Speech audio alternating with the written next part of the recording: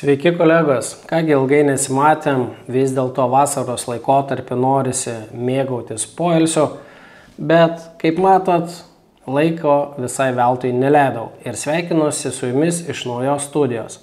Nuo šiol matysimės iš čia tikrai dažniau ir džiaugiuosi, kad pagaliau išsipildė mano sena svajonė turėti savo studiją filmavimui.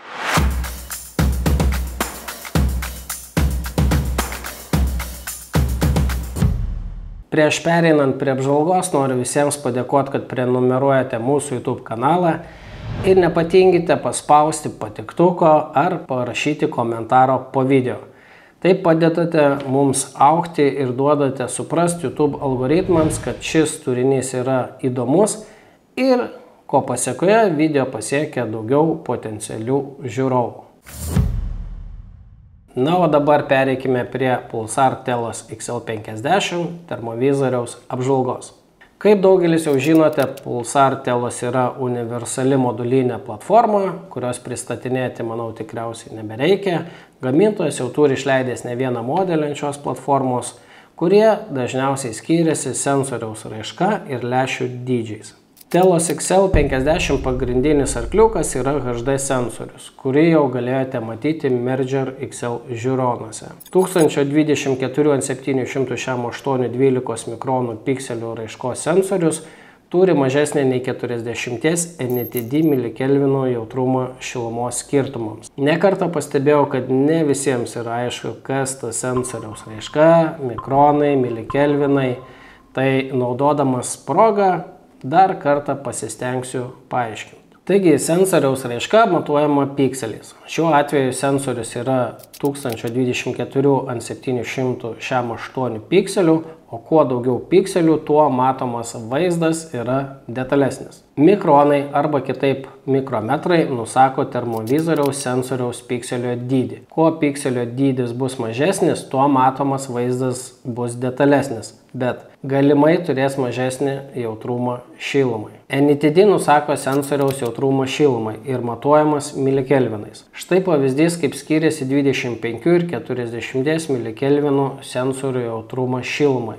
Kaip matote, 25 milikelvinų sensorius mato daugiau šilumos skleidžiančių elementų. Tačiau yra vienas niuansas, kad prie didesnės raiškos sensorių, tokių kaip HD, NTD šiek tiek nueina į antrą planą ir mažesnis jautrumas šilumai kompensuojamas mažesnių pikselių ir vaizdo detalumu. Žodžiu, daugiau nesiplečiam, nes šiai temai reikėtų kelių valandų ir atskiro reportažo.